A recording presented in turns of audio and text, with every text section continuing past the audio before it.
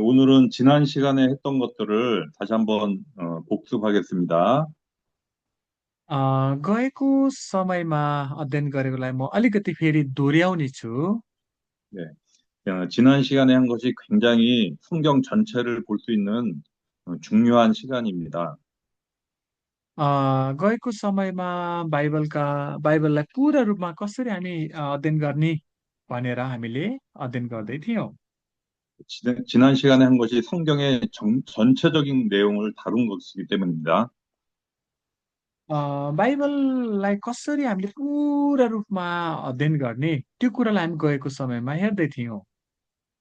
네, 지난 시간에 배운 것을 다시 한번 보겠습니다. म फेरि 자, एकचोटि 네, 성경을 보는 관점을 얘기했습니다. 성경을 보는 관점이 몇 가지가 있죠? मैले बाइबललाई हेर्ने तरिकाहरू बताउँदै थिएँ गएको अ, 네. समयमा। 중요한 게 어떻게 봐야 되냐면 성경을 제일 중요한 건 역사적인 관점으로 보는 겁니다. हामीले बाइबल अध्ययन गर्दा बाइबलका इतिहासलाई अध्ययन गर्नु पर्दछ। 네. 역사적 관점으로 보는 것은 세 가지 역사로 보는 겁니다. 성경을. अनि हामीले इतिहासमा हेर्दै गर्दा हामीले तीनवटा कुरालाई हामीले हेर्नु पर्दछ इतिहासलाई। 네, 첫 번째는 뭘로 본다 그랬죠? पहिलो चाहिँ के को बारेमा होला त? 역사적 관점으로 보는 세 가지가 있습니다. हामीले ऐतिहासिक रूपमा अध्ययन गर्नुपर्छ तर त्यसमा पनि 네, तीनवटा 이게 중요한 겁니다. यो 외우셔야 돼요. महत्त्वपूर्ण छ। 음, कन्ठै गर्नुभयो भने हुन्छ तीनवटा। 네, 성경은 역사적으로 봐야 되는데 천국의 역사로 봐야 되고 그 다음에 구원의 역사로 봐야 되고 문화의 역사 이 세 가지로 봐야 됩니다. तीनवटा चाहिँ विशेष गरी हामीले स्वर्गीय इतिहासलाई हेर्नुपर्छ। त्यसपछि अ, यो कल्चर सांस्कृतिक उसमा पनि हेर्नु पर्दछ। अनि हाम्रो कल्चर अनि स्वर्ग र यो त्यहाँ भएका मुक्तिका योजनाहरूका कुराको बारेमा हामीले अध्ययन गर्नु पर्दछ। 네. 이것이 중요하고, 그 다음에 두 번째로는 언약적 관점으로 보는 게 중요해요. 성경은 언약으로 되어 있습니다. अनि हामीले बाइबलमा चाहिँ करार पाउँदछौँ। 네. 그 다음에 세 번째로는 문화적 관점으로 봐야 됩니다. अनि तेस्रो चाहिँ हामीले यो सांस्कृतिक रूपमा संस्कृतिलाई पनि हामी हेर्नुपर्छ बाइबलमा। 네. 문화는 인본주의 문화와 신본주의 문화로 나눌 수 있습니다. संस्कृति चाहिँ हामीले दुईवटामा हेर्छौँ। एउटा चाहिँ ईश्वरवादको सिद्धान्तमा, अर्को चाहिँ मानवतावादको सिद्धान्तमा। 그 다음에는 계시적 관점으로 봐야 됩니다. अनि हामीले अर्को चाहिँ प्रकाशका कुराहरू। 네. 성경은 하나님의 계시로 된 겁니다. बाइबल परमेश्वरको प्रकाश हो। 계시적 관점으로 보는 두 가지가 뭡니까?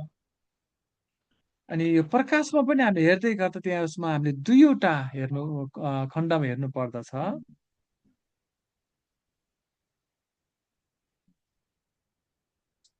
바로 하나님의 나라와 구원의 역사, 메시아의 역사입니다. 메시아의 계시입니다. 그러니까 하나님의 나라와 천국과 메시아, 구원에 대한 것이 성경의 전체적인 내용입니다. पुरै बाइबलमा हामीले पाउने भनेको दुईवटा कुरा के हो त? स्वर्गको राज्य र मसीहको बारेमा नै हो अथवा यीशु ख्रीष्टको बारेमा। 근데 इ것을 강조하는 이유는 굉장히 중요하기 때문에 제가 반복하는 겁니다. यो एकदम महत्त्वपूर्ण हो। यहाँले टिपी पनि राख्नुहोस् है त। 그다음에 성경을 전체적으로 보는 데 있어서 중요한 게 7부작으로 성경을 우리가 나누어서 볼 수 있습니다. 주제를.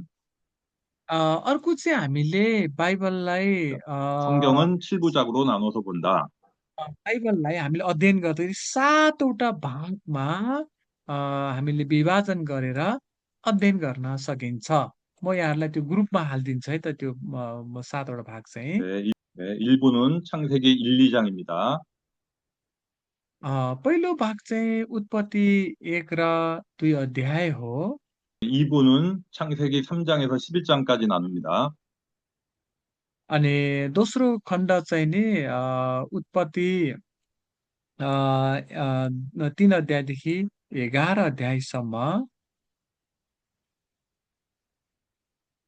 3부는 창세기 12장에서 여호수아까지의 말씀입니다.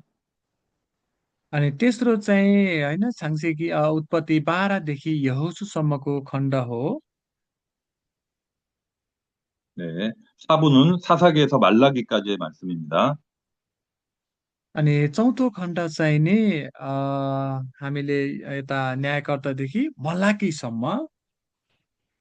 네. 5부는 사복음서 예수님이 오셔서 사복음서까지가 5부입니다.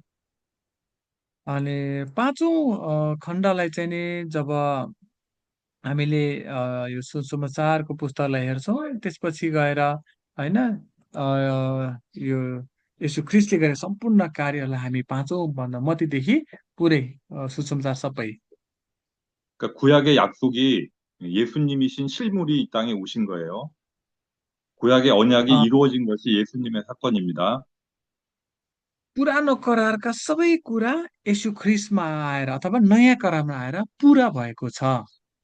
네. 그다음에 사도행전에서 유다서까지가 6부입니다. प्रेरितहरूदेखि प्रेरितदेखि यहुदासम्म चाहिँ नि छैठौँ भाग। 계시록 말씀이 7부로 완성됩니다. अनि प्रकाशको पुस्तक चाहिँ नि सातौं भागमा पर्दछन्। 네. 네. 자, 성경에서 제일 중요한 장이 그래서 창세기 1장, 2장, 3장, 4장입니다. बाइबलमा हामीले सबैभन्दा 그러니까 महत्त्वपूर्ण 성경의 पदहरू 중요한 चाहिँ 내용이 1장에서 4장까지의 말씀이라고요. उत्पत्ति 1, 2, 3, 4 अध्याय चाहिँ एकदम महत्त्वपूर्ण अध्याय हो बाइबलको। 네. 일단 1장, 2장을 살펴보면 1장의 주제가 뭡니까? 1 अध्याय 2 अध्यायलाई हामी हेर्ने हो 창세기 भने 1장의 주제가 뭐예요? 1 अध्यायको 네. विषयवस्तु के हो 하나님의, त? 네, 하나님의 창조와 사람을 창조한 겁니다. त्यहाँनिर हामीले सृष्टिको कुरा 천지를 पाउँछौँ विशेष। 창조하신 하나님 1장은 네, 창조자 하나님, 그 중에서 사람을 하나님의 형상대로 창조된 것이 중요한 겁니다. विशेष गरी परमेश्वरले सृष्टि गर्नुभएको छ जसमा मानिस चाहिँ महत्त्वपूर्ण हो। 그래서 1장의 주제는 사람입니다. 1장의 주제는 사람입니다. त्यस कारणले मुख्य विषय चाहिँ हामीले 1 अध्यायमा मानिसलाई पाउँदछौँ। 네, 사람이 하나님의 형상으로 창조되었습니다. परमेश्वरको स्वरूपमा मानिसलाई सृष्टि गर्नुभयो। 그러니까 저와 여러분도 자, 하나님의 형상으로 저와 여러분도 창조되었다는 말씀입니다. परमेश्वरको स्वरूपमा 잘 안 तपाईँ अनि 들려요? हामी 자, 하나님의 형, सबैजना 자, 하나님의 형상의 5가지 한번 다시 확인하겠습니다. 하나님의 형상으로 우리가 지어졌습니다. परमेश्वरको स्वरूपमा हामीलाई बनाउनु भएको हो। 네, 하나님의 형상 5가지가 무엇입니까? परमेश्वरको स्वरूप 하나님의 형상 अ, 5가지. परमेश्वरको स्वरूपमा हामीलाई बनाउनु भयो 5 वटा के होला त नि? 네, उहाँले हामीलाई परमेश्वरको स्वरूपमा 5 बनाउनु 유일성, भयो। 유일성, 어, 인격성, 거룩성, 사랑성, 영원성. 이렇게 우리가 창조되었습니다. 그러니까 उहाँले 하나님의 형상 हामीलाई 5가지로 우리가 창조되었다는 것을 기억하십시오. परमेश्वरको स्वरूपमा उहाँले हामीलाई बनाउनु भयो। उहाँले विशेष आत्मा हामीमा राखिदिनु भयो। त्यो 5 वटा छ के हो भने विशिष्टता, व्यक्तित्व, पवित्रता, होइन? अनि प्रेम, अनन्तता। 네. 그 다음에 2장은 천국에 대한 계시입니다. 천국의 모형입니다. 천국의 시작이기도 합니다. अनि दुई अध्यायमा चाहिँ हामीले 이, स्वर्गको राज्य पाउँदछौँ। 네.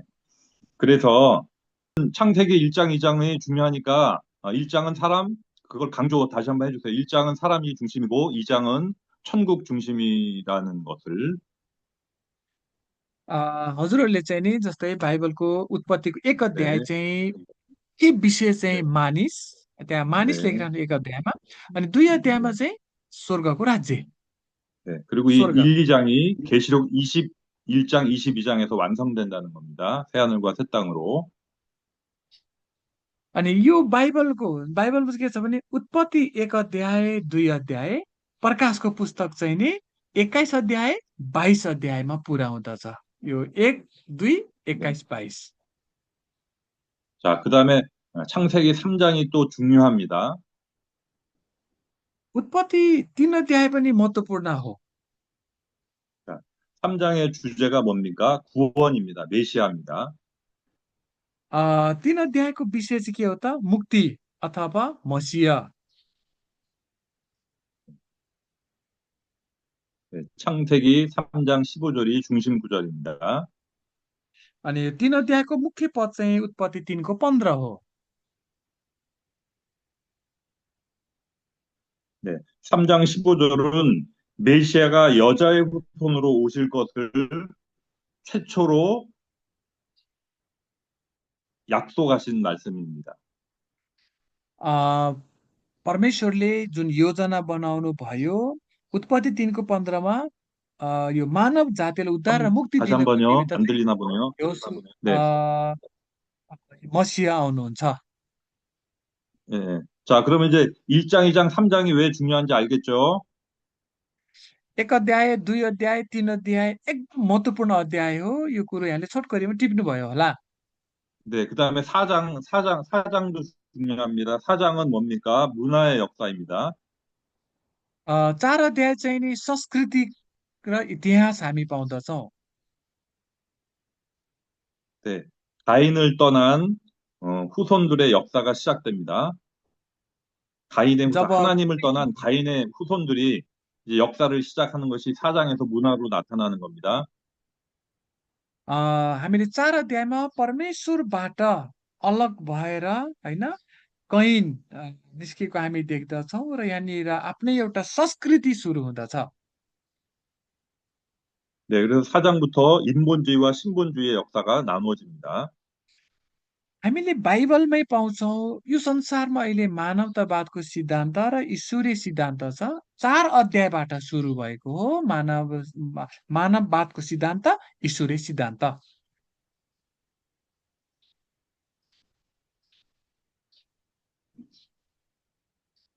네, 그래서 인본주의 역사가, 아니, 문화의 역사가 계시록 17장, 18장에서 심판을 받고 끝나는 겁니다.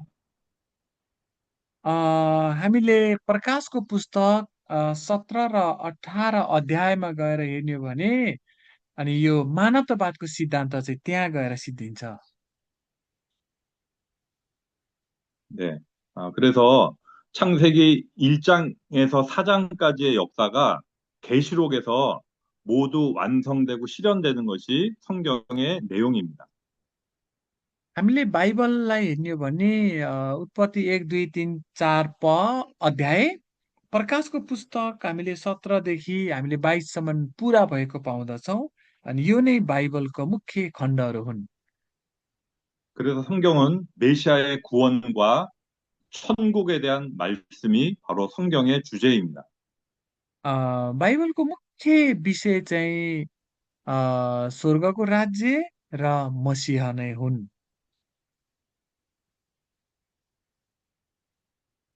네. 그래서 우리는 꼭 예수님을 믿어서 구원을 받아야 되고 또 하나님의 형상을 회복해서 천국에서 살아야 될 존재들이 저와 여러분들의 삶입니다.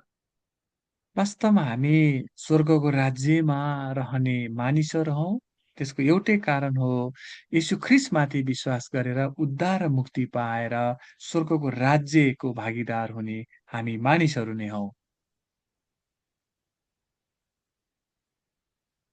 네. 그래서 지난 시간에 했던 창세기 1장에서 4장까지의 내용이 가장 중요하다고 다시 한번 강조를 드립니다. मैले यहाँहरूलाई गएको हप्ता हामीले अध्ययन गरेका थियौँ 1 अध्यायदेखि 4 अध्यायसम्म त्यो कुरालाई फेरि मैले दोहोऱ्याएँ। 이 1장에서 4장까지의 내용을 알면 성경 전체의 내용을 아는 것과 같습니다. हामीले उत्पत्ति 1 2 3 4 अध्यायलाई एकदम राम्रोसँग बुझ्छौँ भने बाइबललाई हामीले पूर्ण रूपमा बुझेकै हुँदछ। 창세기 5장 तपाईँले 지난 시간에 했거든요. 참. 지난 시간에 했는데 창세기 5장은 에녹 사건을 통해서 하나님의 나라 천국이 있음을 계시한 말씀이 5장입니다. 지난 시간에 했던 것을 잠깐 간단하게 살펴보았습니다. यो कुरा हामीले गएको हप्तामा अध्ययन गरिसकेका छौँ। 오늘은 6장부터 9장까지 나타난 천국의 역사에 대해서 함께 말씀을 나누겠습니다. म आज यहाँहरूलाई स्वर्गको राज्यको बारेमा बताउने छु। त्यो चाहिँ हामी 6 अध्यायदेखि हेर्दै जाउँ 9 अध्यायसम्म।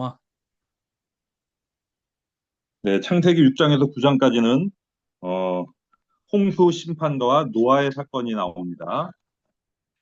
हामीले 6 देखि 9सम्म हेर्ने भने यहाँनिर नुवा र अनि जल प्रलय पाउँदछौँ। 네, 당시에 사람들이 죄가 너무나 관영하고 이 세상에 가득 찼다고 말씀하고 있습니다.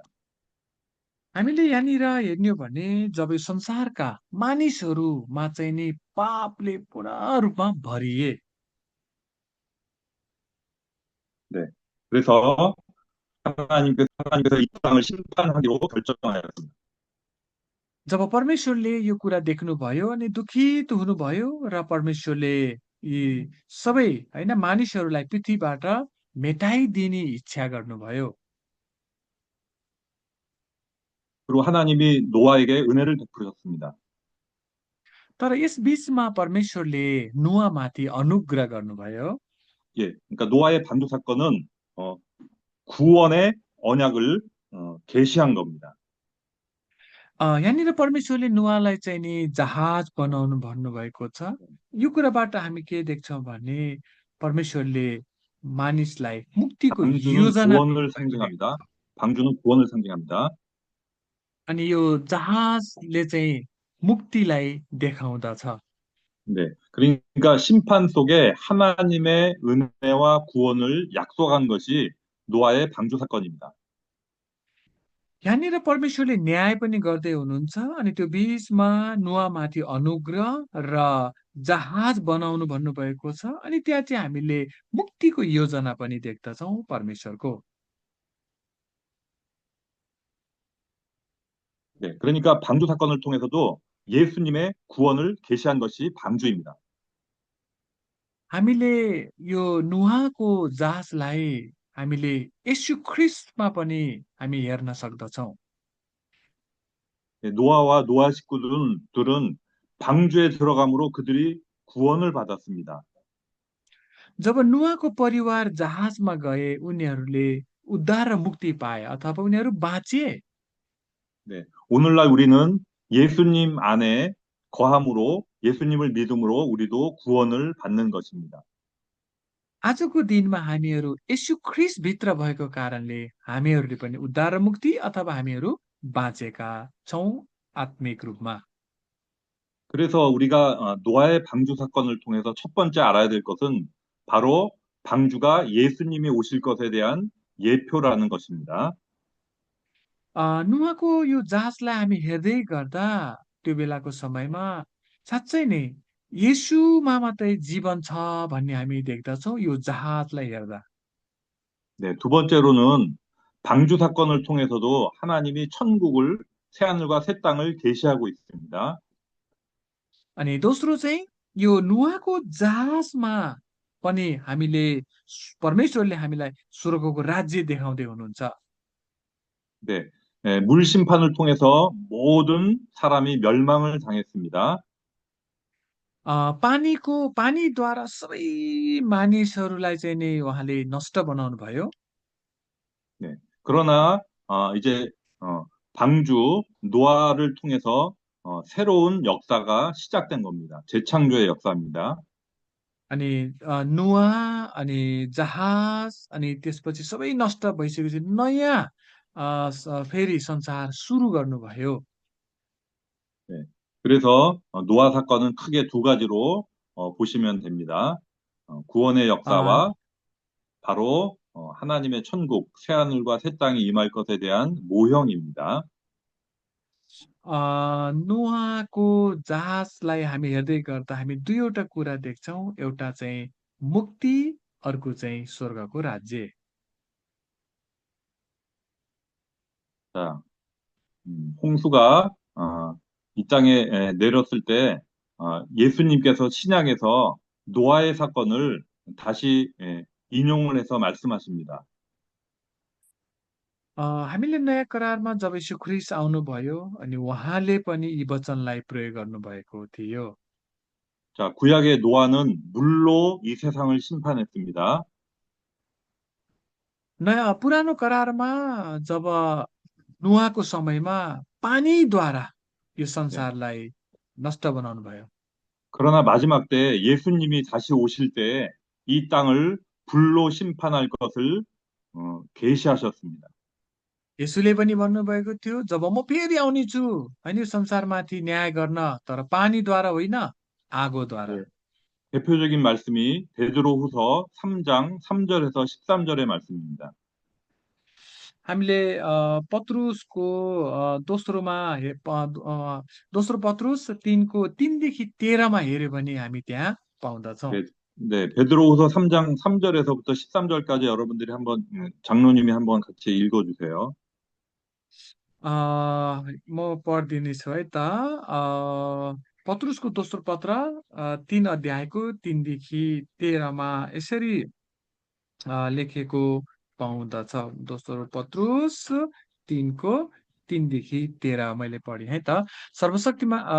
सर्वप्रथम तिमीहरूले यो बुझ्नुपर्छ कि पछिल्ला दिनहरूमा गिल्ला गर्नेहरू गिल्ला गर्दै तिनीहरूका आफ्नै अभिलाषामा यसो भन्दै आउनेछन्, उहाँका आगमनको प्रतिज्ञा कहाँ गयो?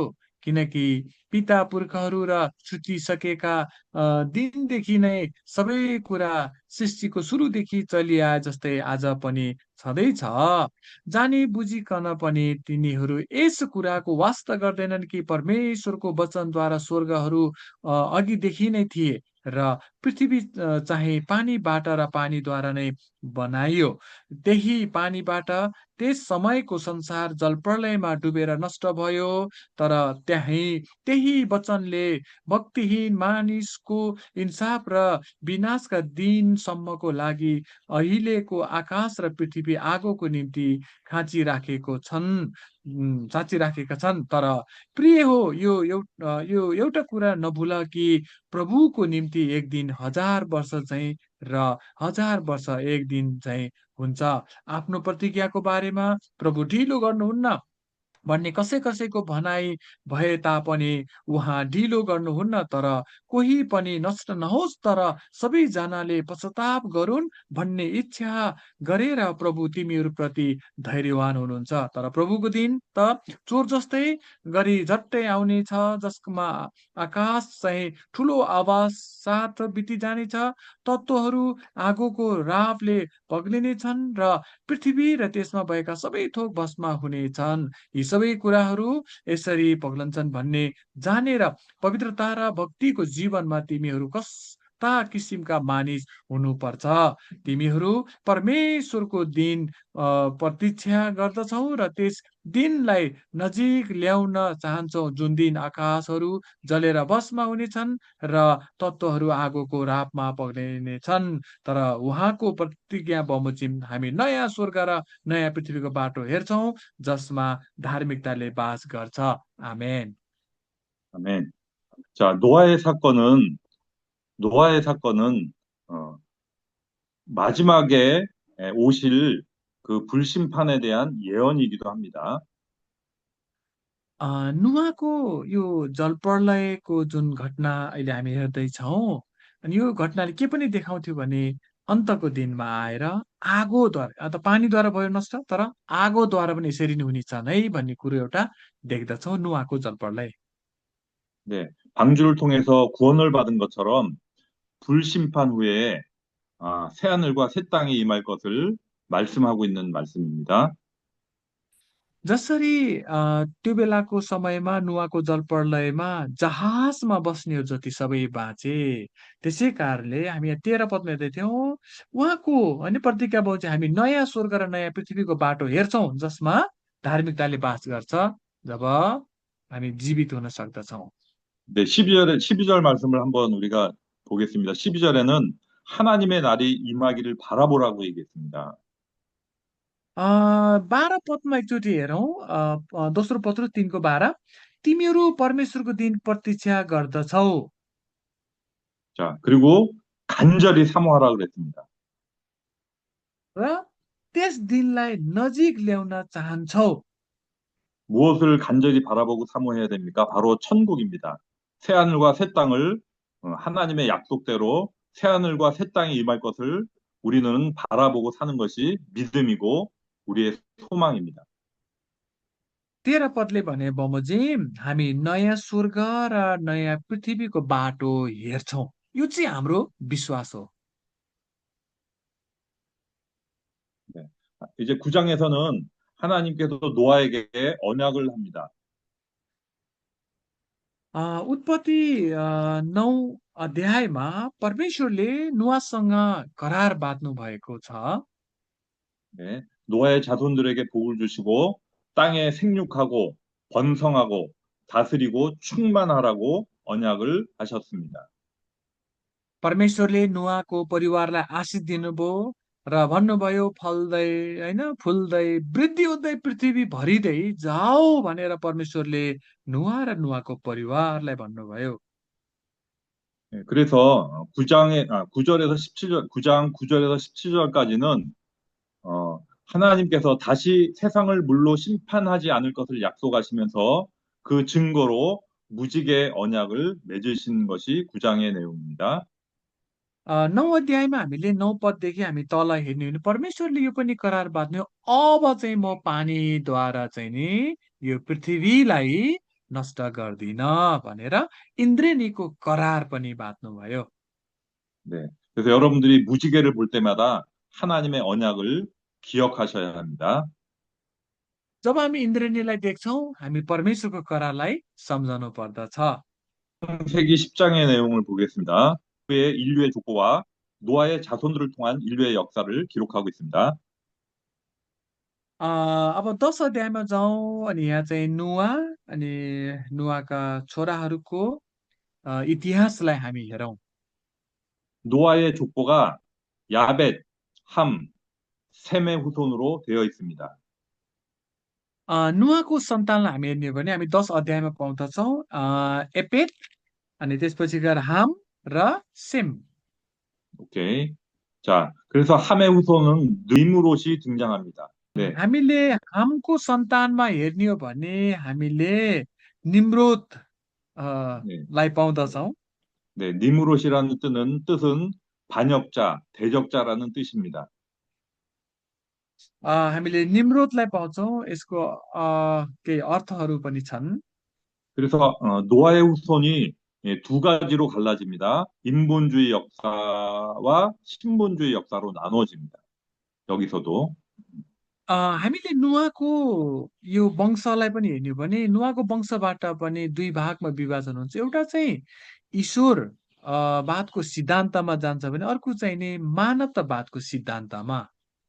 자, 성경을 여러분 두 가지 역사로 보라고 그랬습니다. 신본주의와 인본주의의 역사로 보라고 했습니다.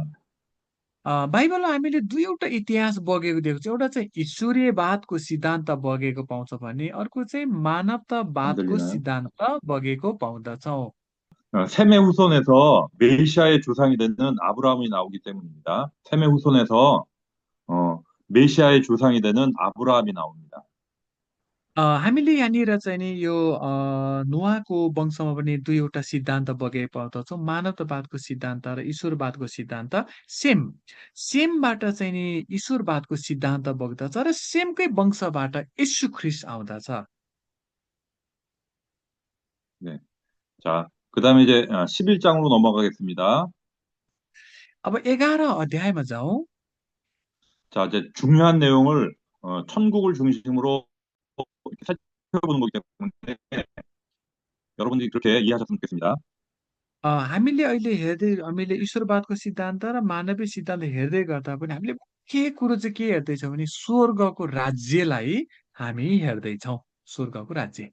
그래서 중요한 것만 짚고 넘어가도록 하겠습니다. 중요한 것만 म 살피고 넘어가는 겁니다. अ, मुख्य मुख्य मात्रै म यहाँलाई 자, बताइदिनेछु। 됐죠? 자, 창세기 11장은 네, 창세기 11장은 바벨탑과 흩어진 인류의 역사에 대한 내용입니다. अ, 바벨탑과 흩어진 인류의 역사가 11장에서 나옵니다. अ, हामीले 11 अध्यायमा यहाँनिर बाबेलको धरारा पाउँछौँ र यो घटना पछि चाहिँ नि सबै मानव जाति चाहिँ तितर बितर भएको छरपष्ट भएको पाउँदछौँ। 네, 그래서 1절에서 9절까지의 내용은 아, 사람들이 사람들이 이때까지는 바벨탑 사건 전에는 언어가 하나였습니다. 세계의 언어가 하나였습니다. यो बाबेलको धरारासम्म चाहिँ भाषा एउटा मात्रै थियो। 네, 그런데 이들이 하나님을 대적하여 바벨탑을 쌓기 시작했습니다. अनि यी मानिसहरू चाहिँ एउटै भाषा अनि घमण्ड भयो र उनीहरूले बाबेलको धरारा बनाउन सुरु गरे। 네, 하늘 꼭대기에까지 하나님께 우리가 탑을 쌓자. 그리고 하나님의 심판을 स्वर्गसम्मै 면하자. जाने, 음, स्वर्गैसम्म पुग्ने होइन, अग्लो एउटा धरारा बनाऊ अनि परमेश्वरले न्याय गर्न नसकोस् हामीलाई भनेर धरारा बनाए। 네, 하나님을 대적하여 높아진 마음들입니다. परमेश्वरको विरुद्धमा आफै घमण्डमा 하나님을 फुले। 대적해서 높아진 것이 바로 바벨탑 사건입니다. 하나님을 대적하는 겁니다. यिनीहरूले परमेश्वरको विरुद्ध लागेर हामी नै सबै गर्न सक्छौँ भनेर बाबेलको धरारा बनाउन सुरु गरे। 네, 이것을 하나님이 보시고 인간들의 언어를 나누었습니다. 흩어지게 하였습니다. यो कार्य परमेश्वरले देख्नुभयो, उहाँको विरुद्धमा लागेको कार्य, अनि परमेश्वरले उनीहरूको बीचमा भाषा खलबल पारिदिनु भयो। 네, 세계 언어가 나눠진 것도 성경에서 이렇게 기록이 되어 있습니다. अनि आज 왜 언어가 संसारमा 나누어졌는지. संसारमा विभिन्न भाषा कसरी भयो त भन्ने कुरो हामी बाइबलमा पाउँदछौँ। 네, 그래서 언어가 언어에 따라서 각 나라로 이제 흩어지고 세계가 신본주의가 아닌 인본주의 역사로 흩어지게 되었습니다. जब भाषाका देशहरू बन्न थाले, ती हरेक देशहरूमा ईश्वरवादको सिद्धान्त भन्दा पनि मानवतावादको सिद्धान्त सुरु भए। 예. 노아 사건 이후에 인본주의의 그 인간들의 악한 것이 이제 11장까지 기록되어 있고, 그 다음에 12장에서는 드디어 하나님이 한 사람을 통해서 천국 운동을 시작하십니다. 창세기 12장에서. जसरी नोआको जलप्रलयपछि मानववादको सिद्धान्त, ईश्वरीय सिद्धान्त आए, त्यसपछि सारा संसारमा भाषाहरू खलबल भएर मानिसहरू वृद्धि हुँदै गए। अनि 11 पदसम्म त्यो आए। अनि 11 अध्यायसम्म, अनि 12 अध्यायबाट चाहिँ नि परमेश्वरले एकजना मानिसद्वारा स्वर्गको राज्यको एउटा अभियान सुरु गर्नुभयो। 네, 그래서 12장은 굉장히 중요한 장이기도 합니다. 12 अध्याय 창세기 महत्त्वपूर्ण 12장은 अध्याय 중요한 हो। 장입니다. उत्पत्ति 12 अध्याय 12장에서 महत्त्वपूर्ण। 네, 12장에서 드디어 천국의 모형인 가나안 땅을 통해서 계시될 천국 운동을 말씀하고 계십니다. स्वर्गको राज्यको अभियान परमेश्वरले सुरु गर्नुभयो। यो अभियान चाहिँ परमेश्वरले पृथ्वीमा कनानको भूमिलाई रोज्नुभयो। 네, 하나님이 한 사람인 아브라함을 부르셨습니다. 그리고 아브라함에게 약속하십니다. अनि परमेश्वरले स्वर्गको राज्य पुरा गर्नको निमित्त अब्राहमलाई बोलाउनु भयो। 네, 약속의 내용이 뭡니까? अब्राहमसँग करार बाँध्नु भयो।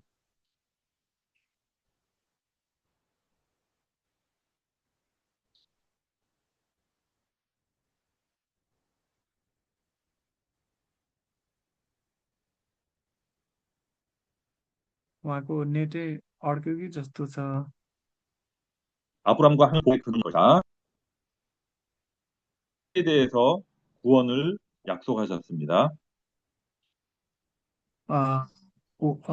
परमेश्वरले अब्राहमलाई बोलाउनु भयो अनि अब्राहमद्वारा एउटा जाति होइन चुन्नुभयो र उद्धार र मुक्ति दिनको निमित्त अथवा स्वर्गको राज्य एउटा मोडल कनान देश उहाँले अब दिन सुरु गर्नुभयो त्यो योजना अनुरूप।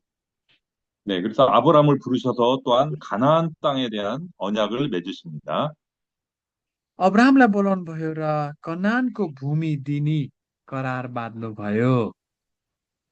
네, 이 언약이 계속 진행되는 것이 바로 성경의 역사이기도 합니다. अब यही इतिहास हामी बाइबलमा अब बगेको हामी पाउँदछौँ। 그리고 창세기 12장 7절에 이 언약의 말씀이 있습니다. 창세기 12장 7절입니다. उत्पत्ति 12 अध्यायको 7 पदलाई हामी हेरौँ। 네, 하나님이 아브라함에게 내가 이 땅을 내 자손에게 주리라고 약속하십니다. परमेश्वरले अब्राहमलाई चाहिँ यो भन्नुभयो म तेरो सन्तानलाई यो देश दिनेछु। 동일한 말씀으로 약속을 하십니다. परमेश्वरले कनान देश दिने करार बाँध्नु भयो। 네, 땅을 내 자손에게 주리라. 또한 너의 자손을 티끌같이 많게 하실 것을 약속하십니다.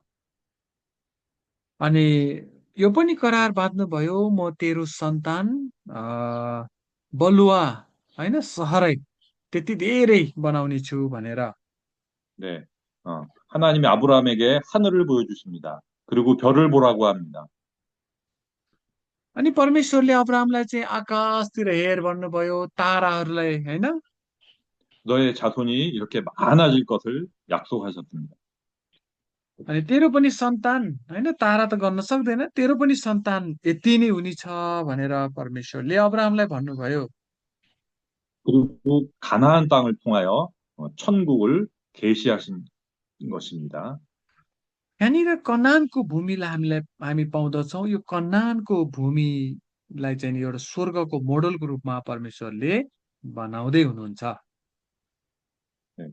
그래서 하나님과 아브라함이 맺은 언약은 하나님의 나라를 이루기 위한 언약입니다. 그러니까 아브라함을 부르셔서 하나님의 나라를 이루는 언약을 시작하신 겁니다. जसरी स्वर्गको राज्य 하나님의 나라를 이루시기 위하여 아브라함과 언약을 맺은 것이 12장입니다. स्वर्गको राज्य पुरा हुनको निमित्त देखाउनको निमित्त परमेश्वरले अब्राहमलाई बनाउनु भयो र त्यो कनान देश अथवा स्वर्गको राज्यको एउटा मोडल देश देखाउनको निमित्त बाँध्नु भएको करार हो 12 अध्याय। 나라는 땅과 백성과 주권이 있어야 돼요. 그래야 나라가 형성됩니다. कुनै पनि देश बन्नको निमित्त जाति चाहिन्छ अथवा जनसङ्ख्या चाहिन्छ अनि त्यसपछि गएर कानुन अथवा संविधान चाहिन्छ र एउटा भूमि पनि चाहिन्छ अनि मात्रै देश बन्दछ। 네, 그래서 하나님이 아브라함과 맺은 이 하나님의 나라가 어떻게 현실 속에서 지는가를 보는 것이 구약의 역사입니다. 네, पुरानो करारमा चाहिँ नि हामीले के पाउँछौँ भने परमेश्वरको राज्य कसरी पुरा हुन्छ त अथवा अब्राहमद्वारा परमेश्वरको राज्य कसरी पुरा भएको छ भन्ने इतिहासलाई अब हामी हेर्ने हो। त्यो इतिहासलाई मात्र हामी हेर्दै जाने हो। 네. 하나님과 아브라함과 맺은 그 약속이 창세기, 출애굽기, 레위기, 신명기까지의 내용입니다. 그러니까 아브라함과 하나님과 맺은 언약이 구약의 역사입니다. 그리고 इ것이 여호수아에서 완성되는 것입니다. जसरी परमेश्वरले अब्राहमसँग बाँध्नु भएको करार हामीले उत्पत्ति प्रस्थान होइन लेबी गन्तीसम्म हामी पाउँदछौँ।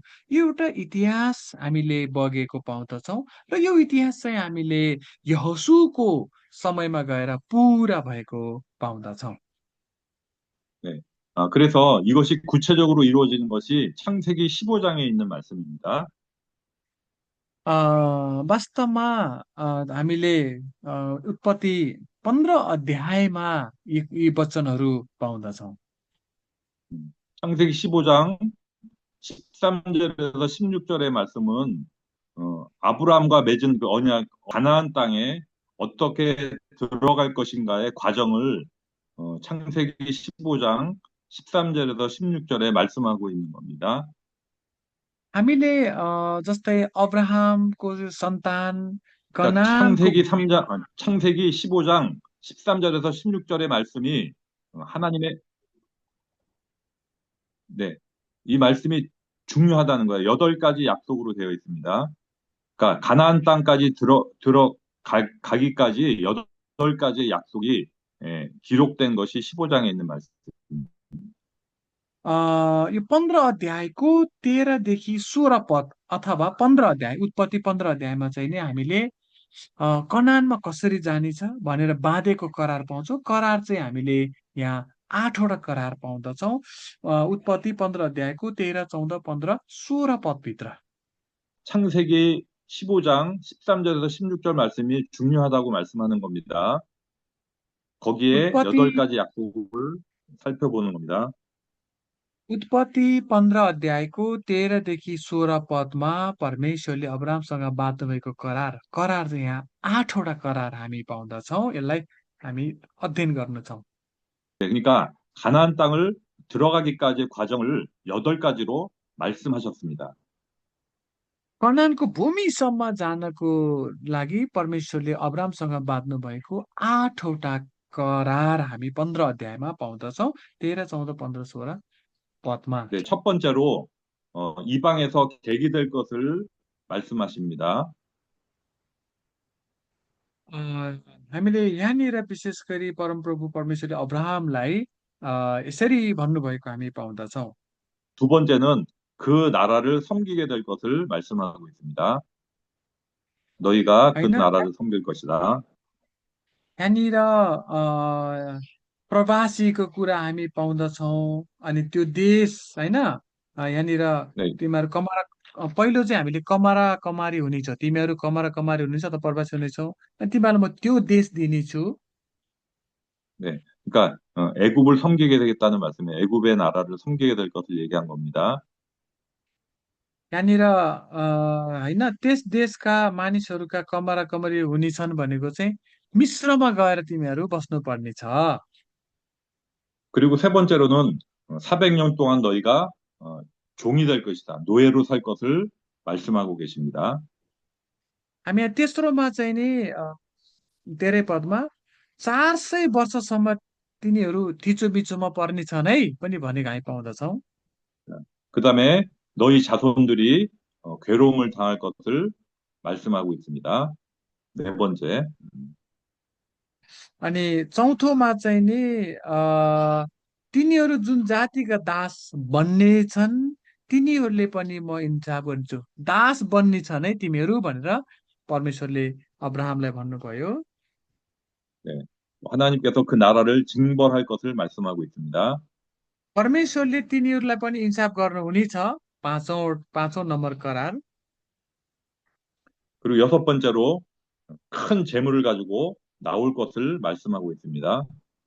अनि छैठौँमा धेरै धन सम्पत्ति लिएर निस्किआउने छन् भनेर बाँधेको करार। 네. 일곱 번째로는 장수하다가 죽을 것을 말씀합니다. अनि सातौँमा होइन आफ्ना पितृहरू कहाँ शान्तिसित जानेछस् होइन। 자, 여덟 번째는 아모리의 족속에 죄가 가득 찰 것을 말씀하고 있습니다. अनि 8औं चाहिँ नि एमोरीहरूको अधर्म अ, कहिलेसम्म पुरा भएको छैन भन्ने कुरा हामी पाउँदछौँ। 네. 그래서 이 약속이, 이 하나님의 약속이 신실하게 진행되어지는 과정이 바로 구약의 가나안 땅까지의 역사입니다.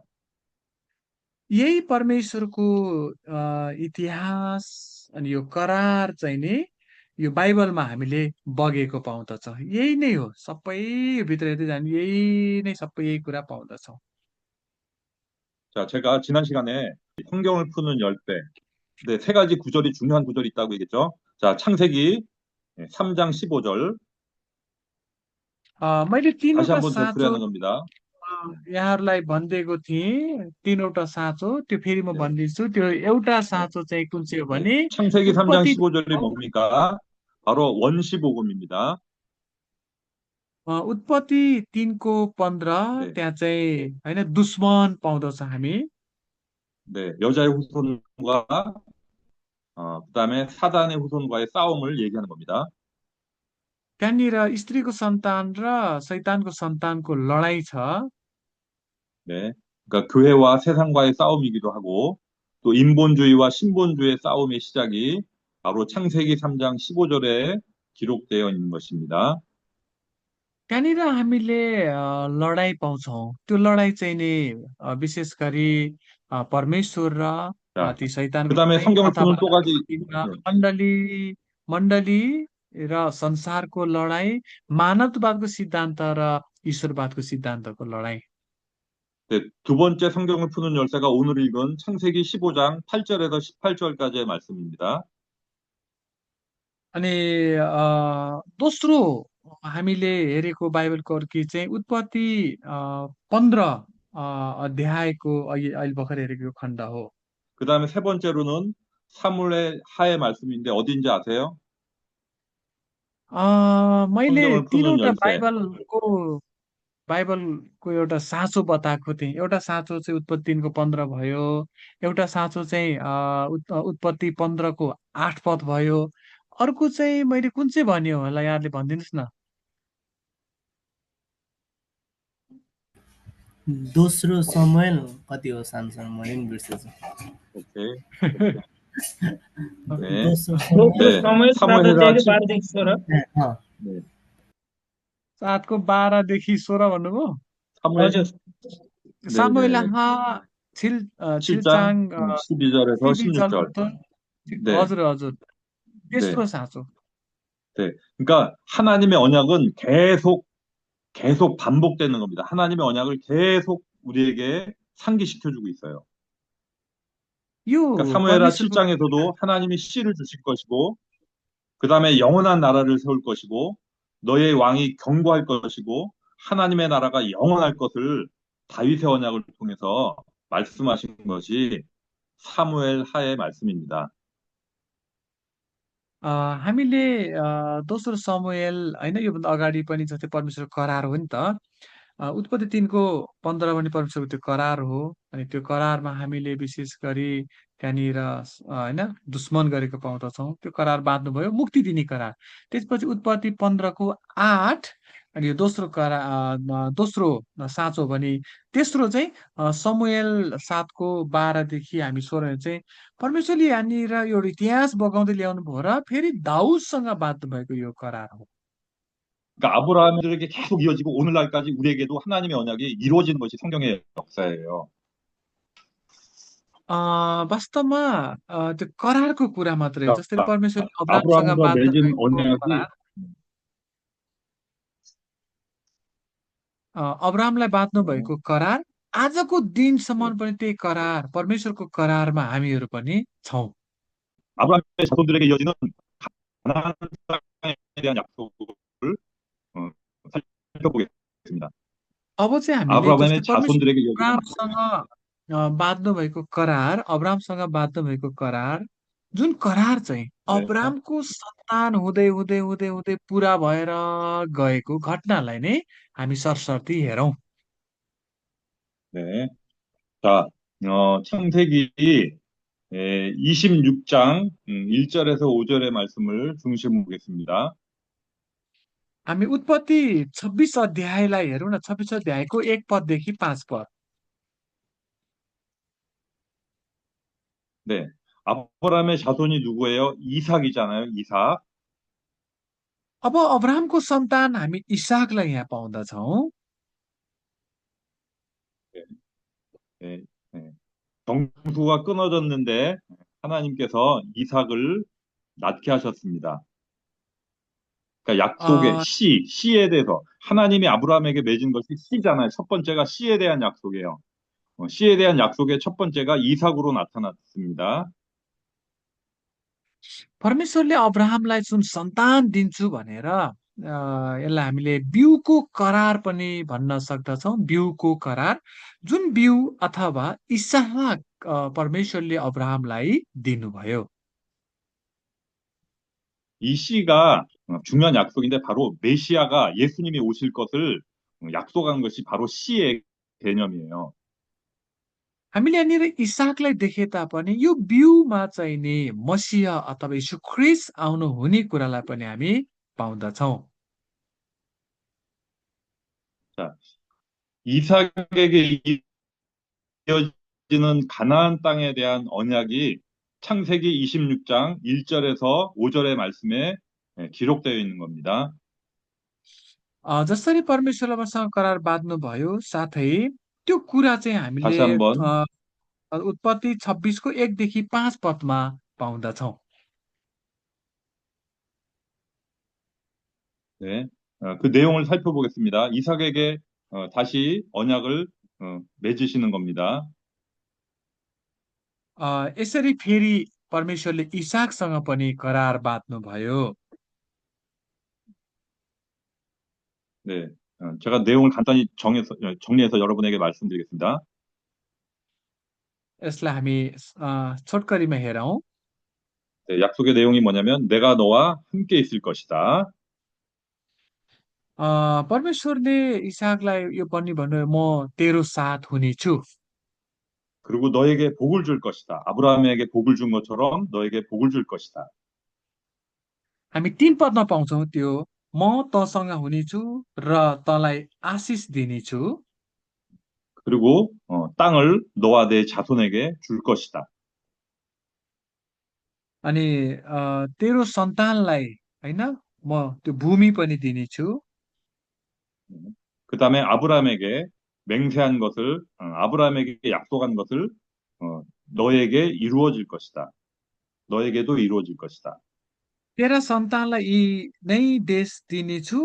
अब्राहमसँग बाँधेको करार तँद्वारा भएर पुरा हुनेछ। 그 다음에 너의 자손이 별과 같이 번성할 것이다.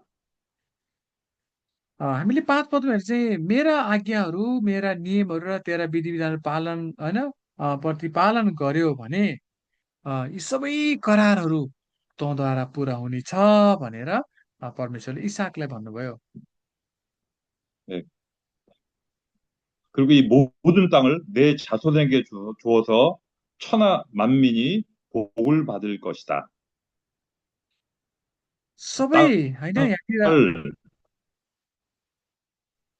हामीले 4 너의 पदमा हेर्ने हो भने 자손들에게 줄 것이고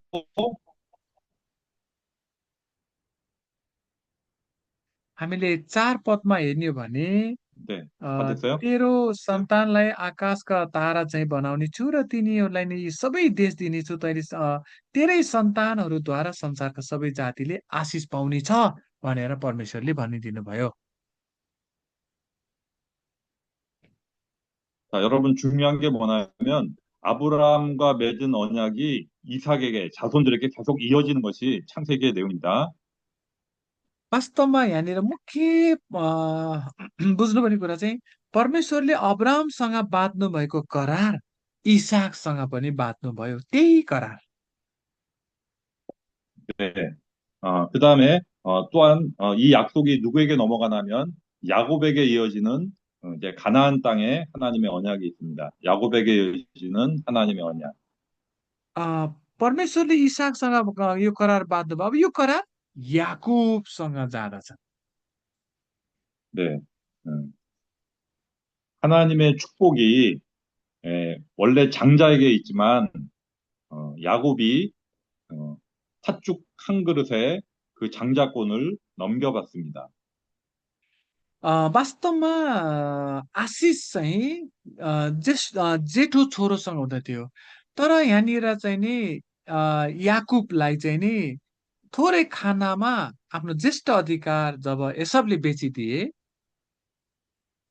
네. 그리고 야곱이 이제 형 에서를 피해서 이제 하란으로 갈 때에 이제 돌베개 베고 잠이 들었습니다. 야곱이. अनि जब सबै अधिकार याकुबले पाए अनि त्यसपछि याकुब चाहिँ हारानमा जाँदै गर्दा ढुङ्गा सिरान लगाएर सुतेर बस्दै गर्दा त्यो बेलामा यस्तो सपना देखे 네. 야곱이 잠들었을 때 여호와께서 나타나셔서 야곱과 다시 언약을 맺으십니다. हो त्यही समयमा फेरि परमेश्वरले याकुबसँग होइन करार बाँध्नुभयो। 그것이 내용이 창세기 28장 10절에서 15절에 기록되어 있습니다. 창세기 अनि 28장 10절에서 15절 हामीले 말씀입니다. उत्पत्ति 28 अध्यायको 10 पददेखि 15 पदमा यो करार पाउँदछौँ। 이렇게 말씀하십니다. 나는 너의 조상 아브라함의 하나님이다.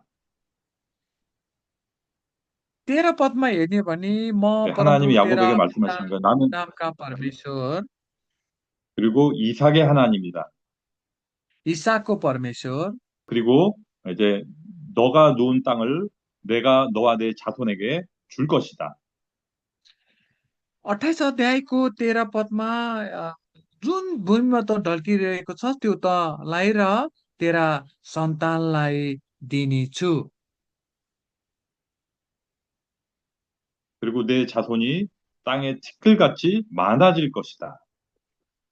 14 पदमा यो पनि भन्यो तेरा सन्तान पृथ्वीको धुलो सहरै हुनेछन्। 내 자손이 복을 받을 것이다. तेरो सन्तानले होइन आशिष पाउनेछ। 그리고 야곱, 네가 어디로 가든지 내가 함께 하겠고 이 땅으로 다시 돌아오게 할 것이다. 15 पदमा याकुब त जहाँ गए तापनि तँलाई रक्षा गर्नेछु र तँलाई यस ठाउँमा फर्काई ल्याउनेछु। 하나님이 야곱에게 말씀하신 언약의 내용이 아브라함에게 약속한 것과 동일하게 계속 이어진다는 것을 말씀하고 있는 겁니다. जसरी परमेश्वरले अब्राहमसँग बाँध्नु भएको करार इसाक हुँदै यहाँनिर याकुबसँग 그러니까 त्यो 아브라함에게 한 करार बगेको हामी 네, 약속한 पाउँदछौँ। 것을 네, 중요한 건 뭐냐면 아브라함의 언약이 이삭과 야곱에게 계속 전수가 된다는 거예요. 전달이 되고 그 약속을 하나님이 계속 말씀하고 계시는 거예요. 동일한 내용이에요, 사실은. परमेश्वरले अब्राहमसँग जुन करार बाँध्नुभयो त्यही करार हामीले बगेको पाउँदछौँ इसाक अनि याकुबसँग पनि। 그래서 야곱은 어디든지 계시는 하나님, 그리고 자기를 보고 있는 하나님을 이 언약 가운데 깨닫습니다. त्यसै कारणले याकुब जहाँ गए तापनि होइन उसले यो करारलाई सम्झेको हामी पाउँदछौँ। 그래서 야곱은 하나님이 함께 한다는 것을 체험하게 되었고, 그것이 믿음의 능력이 되었습니다. अनि जहाँ गए तापनि त्यो अनुभव बटुलेको छ याकुबले अनि विश्वासमा पनि बढ्दै गएको छ याकुब। 네, 야곱의 일생도 참 많이 힘든 여정을 겪습니다, 사실은. वास्तवमा याकुबले जीवनमा धेरै दुःख कष्टहरू उठाएको छ। 그러나 야곱은 하나님의 약속을 이제 굳게 믿고 끝까지 그 믿음 가운데 이제 베델로 돌아가는 사건이 나옵니다. जसरी याकुबले आफ्ना जीवनकालमा धेरै दुःखहरू पाए तापनि परमेश्वरको करारलाई चाहिँ सम्झिँदै बेथेलमा आएको हामी पाउँदछौँ। याकुबको होइन दुःख सुख 그러니까요. यस्तै यस्तै हुँदै हुँदै आएर 35 अध्यायमा हो 35 अध्याय फेरि 네. परमेश्वरले याकुबलाई बोलाउनु भएको छ 그래서 가나안 땅에 대한 언약을 다시 확인시켜 줍니다. अनि फेरि परमेश्वरले कनानको जुन भूमि 창세기 दिन्छु 바로 भनेर 이어진 거예요. 네. अ, जस्तै अब्रामसँग बाँधेको करार लगातार लगातार हामी यहाँसम्म आएको हामी पाउँदछौँ 네. 35 अध्यायमा फेरि त्यो करार भन्नुभयो 네. 야곱이 야복 강가에서 하나님과 씨름하죠. 씨름해서 이깁니다. अ, यहाँलाई थाहा नै छ याकुबले याकुब नदीको त्यो किनारा पुरा लडाइँ गरेको अनि लडाइँ पनि जितेको 그래서 야곱의 이름을 이스라엘이라고 바꿔 주셨습니다. अनि याकुबको नामधरि परिवर्तन गरेको छ याकुब होइन अब इजरायल भनिने छ 네. 네, 그렇게 해서 베델로 돌아가고 창세기 35장에서 하나님이 다시 가나안 땅에 대한 언약을 맺으시는 것이 35장에 있는 말씀입니다. यसै घटनाहरूद्वारा हुँदै याकुब 35 अध्यायमा फेरि बेथेलमा जाँदछ र बेथेलमा पुगिसकेपछि परमेश्वरले फेरि त्यो करारलाई सम्झिनुभयो 네, 그러니까 여러분에게 예시고 싶은 게 뭐냐면 하나님의 언약이 지금 계속 지금 이어지고 있다는 것을 말씀하고 있는 거예요. 가나안 땅에 대한 언약을 계속 자손들을 통해서 말씀하고 있다는 겁니다. मैले यहाँलाई भन्नु खोजेको चाहिँ परमेश्वरको करार त्यो करार भित्र नै होइन अहिले पनि हामीहरू छौँ करार कसरी बग्यो त अहिले हामीले अब्राहमको वंश हुँदै हुँदै करार भित्र नै परमेश्वरको योजना छ भन्ने कुरा हामी बुझौँ 자, 그 야곱에게 한 언약의 내용도 아브라함에게 했던 것과 동일합니다. याकुबलाई परमेश्वरले भन्नुभएको करार अब्राहमलाई भन्नुभएको करार सेम हो 네, 내 자손에게 그 땅을 주리라. 가나안 땅을 주리라 약속하신 겁니다. म तेरो सन्तानलाई त्यो देश दिनेछु 여러분, 가나안 땅이 바로 천국의 모형이기 때문입니다. कनानको यो भूमि चाहिँ स्वर्गको राज्यको मोडल हो 여러분, 그 하나님이 아브라함과 맺은 언약이 사실은 우리에게도 동일하게 적용이 됩니다. परमेश्वरले अब्राहमसँग बाँध्नु भएको करार अब्राहमसँग मात्रै होइन त्यो करार आजको दिनमा तपाईँ अनि मेरो निम्ति पनि करार हो 네, 아브라함에게 맺은 언약을 우리도 동일하게 받은 겁니다. अब्राहमसँग बाँध्नु भएको करार आज तपाईँ अनि मेरो निम्ति पनि हो 그래서 아브라함이 우리 믿음의 조상이에요. त्यसै कारणले अब्राहम 아브라함이 믿음의 हाम्रो 조상이에요. विश्वासको पिता हुनुहुन्छ 자, 아브라함이 하나님을 믿어서 그 의로 하나님의 그 믿음을 아브라함의 믿음을 의로 여기셨어요. अब्राहम सुरुदेखि विश्वासको पिता होइन जब अब्राहमले पनि परमेश्वरमाथि विश्वास गरे र पनि उनी विश्वासको एउटा पिता बन्न पुगे 네, 우리도 하나님의 약속을 믿습니다. 그렇죠? हामीहरू 하나님의 पनि 언약을 परमेश्वर 믿죠, 우리도. 네, करारमाथि विश्वास गर्छौं आमेन 네, 하나님의 언약에 있으면 우리도 하나님의 자손이에요. 하나님의 자녀고. हामी परमेश्वरको करारमाथि विश्वास गर्छौं भने हामी पनि परमेश्वरको सन्तान हौ 하나님의 언약을 믿고 천국으로 받았습니다. अ, 그러니까 가나안 땅을 다시 우리도 약속으로 받았다고요. 우리 네. अ, 그러니까 아브라함에게 약속한 가나안 땅을 우리도 받았다고요. जसरी परमेश्वरले कनानको भूमि दिन्छु भनेर अब्राहमसँग करार बाँध्नु भयो नि त्यो करार हाम्रो 네, पनि हो भनेपछि हामीले पनि त्यो कनानको भूमि चाहिँ प्राप्त गरेका छौं किनभने त्यो करारमाथि हामी विश्वास गर्छौं अनि विश्वासद्वारा नै 가나안 땅이 कनानको भूमि प्राप्त गरेका छौं 네, 그러니까 우리도 어디를 봐야 돼요? 천국을 바라보고 살아야 돼요. त्यसो भने हामीले कनानको भूमि प्राप्त गरेका छौँ भने कनानको भूमि के हो त? स्वर्गको राज्यको एउटा मोडल हो। अहिले हामीले विश्वासद्वारा के प्राप्त गर्दैछौँ त? स्वर्गको राज्य। 구약의 백성들이 가나안 땅을 보면서 천국을 본 것처럼 우리도 가나안 땅을 통해서 천국이 이 땅에 임할 것을 우리가 믿음으로 바라보고 살아가는 것입니다. जसरी पुरानो करारमा ती इजरायलीहरूले कनान देशलाई हेरेर उनीहरू आए। आजको दिनमा हामी सबैजनाको उद्देश्य र लक्ष्य भनेको स्वर्गको राज्य हेर्ने हो। त्यसले गर्दा हामीहरू स्वर्गको राज्य हेरेर जिउनु पर्दछ। 그래서 우리가 창세기를 언약을 중심으로 저희가 내용을 살펴보고 있는 겁니다. त्यसै कारणले हामीले 창세기를 언약을 중심으로. परमेश्वरले कसरी करार बाँझेर एउटा करारमा बगाउनु भयो भने हामी करारलाई हेर्दैछौँ उत्पत्तिबाट। 그 언약의 중심이 뭐예요? 씨와 바로 땅, 가나안 땅이에요. हामीले करारमा यहाँ अहिले हेर्ने गर्दा के पाउँछौँ भने हामीले यहाँनिर बिउ पाउँछौँ। बिउ बिउ भनेको चाहिँ सन्तान, सन्तान अनि त्यसपछि गएर कनानको भूमि।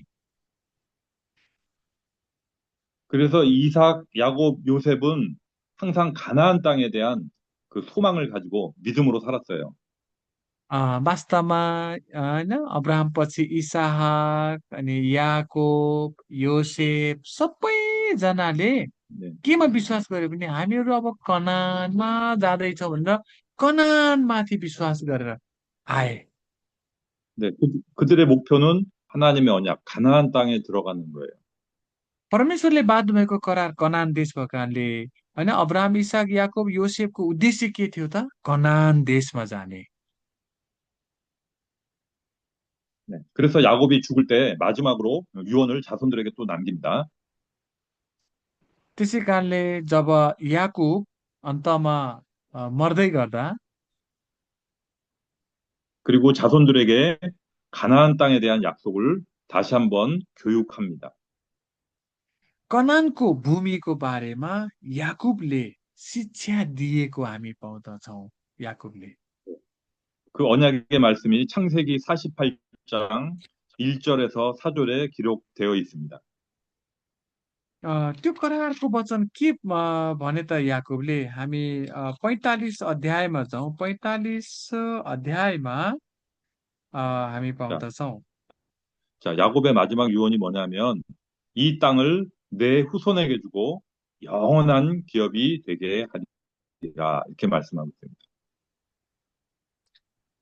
다시 한번 교수님 그러니까 창세기 네네. 44장 48장의 내용이 야곱이 마지막으로 자손들에게 말씀하는 거예요. 이 땅, 가나안 땅을 너희에게 줄 것이고 영원한 기업이 되게 하겠다 이렇게 말씀하고 죽어요. 48 अध्यायमा आउनुहोस् है त। 48 अध्याय रहेछ। 48 अध्यायमा चाहिँ नि याकुबले चाहिँ नि होइन अब यो देश होइन त्यो कनान देश चाहिँ तिमीहरूको निम्ति हो भनेको हामी पाउँदछौँ 48 अध्यायमा। 네. 자, 그다음에 이제는 요셉에 대한 말씀을 함께 살펴보겠습니다. 요셉. हामीले 1 2 3 4 पदमा पाउँदछौँ। अब योसेफमा जाउँ अब हामी। 네. 야곱의 아들들이 12형제가 있었습니다. यहाँलाई थाहा छ याकुबका 12 भाइ दाजुभाइ थिए 12 जना। 네, 그 중에 야곱이 요셉을 너무너무나 아들 중에 요셉을 제일 많이 사랑했습니다. जसमध्येमा योसेफलाई असाध्यै माया गर्दथे याकुबले। 네, 근데 요셉이 꿈을 꾸었습니다. योसेफले सपना देखे। 모든 잔들이 요셉에게 다 절하는 꿈을 꿨어요. 모든 형제들과 모든 식구들이 자기를 향해서 어, 절을 하는 꿈을 꾸었습니다. अनि त्यो दाजुभाइहरू 12 भाइ जान्थे अनि एउटा सपना यस्तो 요셉의 देखे 꿈의 कि 내용 아시죠? यहाँलाई योसेफको सपना थाहा नै छ होइन 네, त्यहाँनिर त्यो धानको पालाले जोकेको 네, गरेको 그래서 यस्तो सपनाहरू देखे 네, 그래서 형제들의 시기와 질투로 요셉은 애굽의 노예로 팔려가게 됩니다. त्यही सपना देखेको भनेको त कारणले दाजुभाइहरूले योसेफलाई यो सपनादर्शी यसलाई भनेर मिश्रमा चाहिँ नि बेची पठाइदिन्छन् 그래서 창세기 37장에 요셉이 등장해서 42장까지 이제 요셉의 형제들과 재회 이렇게 만나는 사건이 나옵니다. हामीले 37 अध्यायदेखि हामी हेर्दै हेर्दै जाने भने होइन योसेफको घटनाहरू योसेफलाई के गरेका सबै कुराहरू हामी यहाँ पाउँदछौँ 네. 그래서 요셉이 애굽에서 고난받고 고난 가운데 승리하는 것이 바로 창세기 39장부터 42장까지, 그러니까 50장까지 나오는 말씀이기도 합니다. त्यसपछि हामीले योसेफ जब कनानमा मिश्रमा बेचिन्छ त्यसपछि मिश्रमा बेचिसकेपछि 39देखि हामीले 42सम्म हेर्ने हो भने चाहिँ नि होइन विभिन्न घटनाक्रमहरू पाउँदछौँ अनि यो मिश्रमा गइसकेपछि यसोले पाएका दुःखका कुराहरू 네, 요셉은 보디발의 유혹을 뿌리치고 억울한 누명을 쓰고 감옥 생활을 하게 됩니다. यहाँलाई थाहा नै छ जब पोटिफरको घरमा जुन घटना घट्दछ जस कारणले गर्दाखेरि योसेफ जेलमा बस्नु पर्दछ 네, 여러분 노예 생활이 얼마나 힘든 줄 여러분 짐작하시겠죠? यहाँहरू पनि कमरा भएर सायद बस्नुभएको छैन होला कमरा कस्तो हुन्छ भन्ने कुरो यहाँलाई थाहा नै छ 네, 요셉이 감옥 생활을 하게 되었습니다.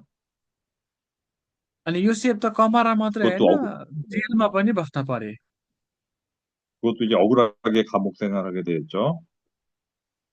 एकदम दुःखदायी भयो योसेफलाई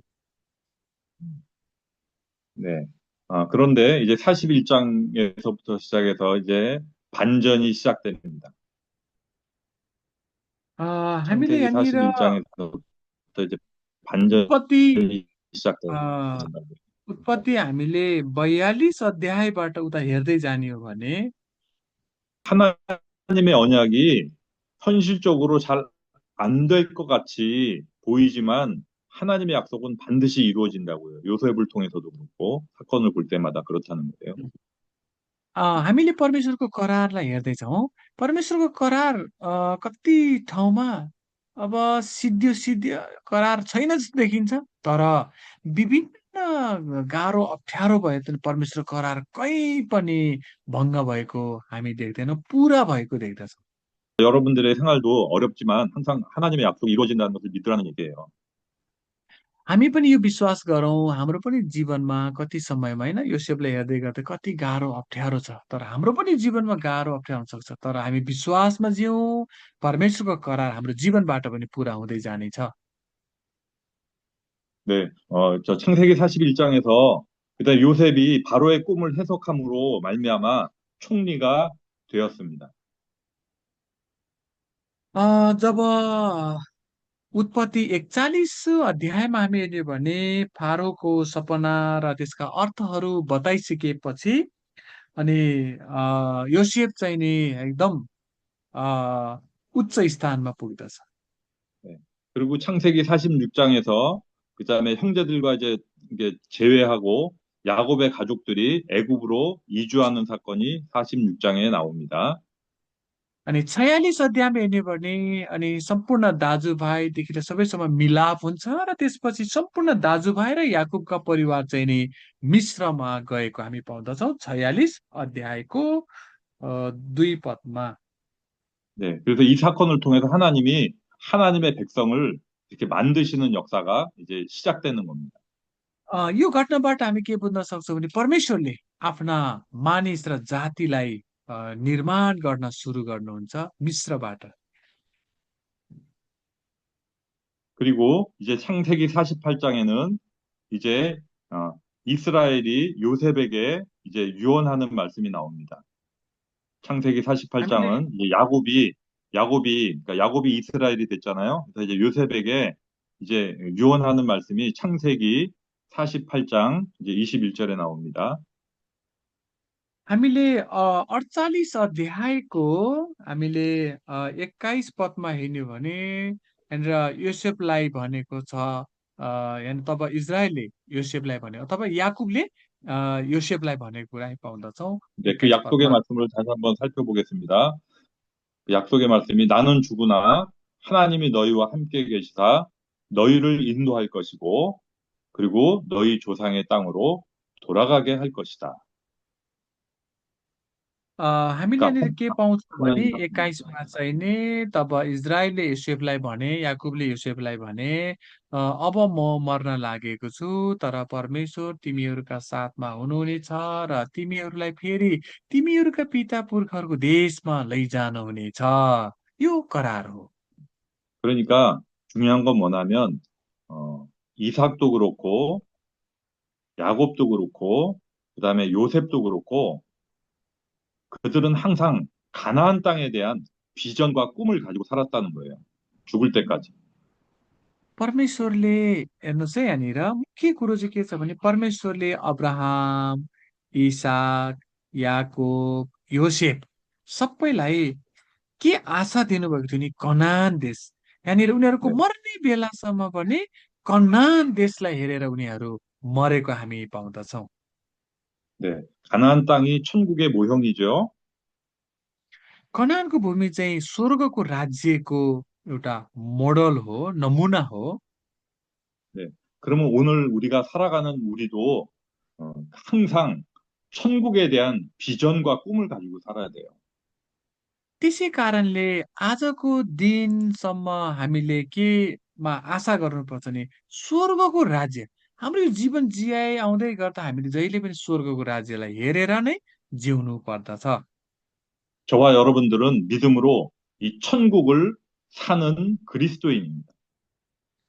हामीहरू सबैजना यसो ख्रिस्टमा विश्वास गरेर हामी स्वर्गको राज्यमा जाने र हेरेर जिउने मानिसहरू हौ 우리의 영혼은 천국에서 영원히 살도록 창조된 사람입니다. हाम्रो आत्मा स्वर्गको राज्यमा अनन्त अनन्त जिउनको निमित्त आज हामी यसरी विश्वास गरेका छौँ 아브라함과 모든 자손들이 가나안 땅을 소망하고 꿈꾼 것처럼 우리도 이 땅에 살아가면서 천국을 사모하고 소망하고 천국을 바라보고 믿고 살아야 합니다. जसरी अब्राहम इसाक याकुब योसेफ सबैले कनान देशमाथि होइन स्वर्गको राज्य त उनीहरूलाई त कनान देश थियो नि त कनान देशको आशा राखेर उनीहरू जिए भने आजको दिनमा हामी सबैजना स्वर्गको राज्यलाई आशा गर्दै हामी जिउनु पर्दछ 네. 마지막으로 창세기 50장 अन्तमा हामी 요셉의 उत्पत्ति 네, 50 अध्याय 네, 창세기 50장은 야곱의 장래와 요셉의 죽음을 말씀하고 있습니다. यहाँनिर हामीले याकुबको मृत्यु अनि सँगसँगै अनि योसेफको घटना पनि पाउँदछौँ 그리고 동일하게 하나님의 언약이 가나안 땅이라는 것에 유언을 남기고 죽습니다. यहाँनिर परमेश्वरले बाँध्नु भएको करार होइन त्यो चाहिँ कनान देश हो अनि त्यो कनान 네, देशलाई हेरेर नै उनीहरू जिए र मरे पनि 창세기 50장 24절에서 26절에 있는 말씀입니다. हामीले उत्पत्ति 50 अध्यायको 24देखि 26सम्म यो कुरा पाउँदछौँ 네, 이 말씀을 읽고 마치도록 합니다. 한번 읽어주세요. 24절, हामी यो 26절, 창세기 50장. 네, अन्तमा यो 24देखि हामी 26सम्म नै हेरौँ अनि अन्त गरौँ मैले पढेँ है त तब योसेफले आफ्ना दाजुभाइहरूलाई भने मेरो मर्ने बेला भयो तर परमेश्वरले निश्चय नै तिमीहरूको हेरविचार गर्नुहुनेछ र उहाँले अब्राहम इसाक र याकुबसित शपथ खाएर प्रतिज्ञा गर्नुभएको देशबाट तिमीहरूलाई लैजानुहुनेछ अनि योसेफले इजरायलका सन्तानलाई शपथ खान लगाएर भने परमेश्वरले तिमीहरूको हेरविचार गर्नुहुनेछ र त्यो बेला तिमीहरूले मेरा अस्थिलाई यहाँबाट लैजानु।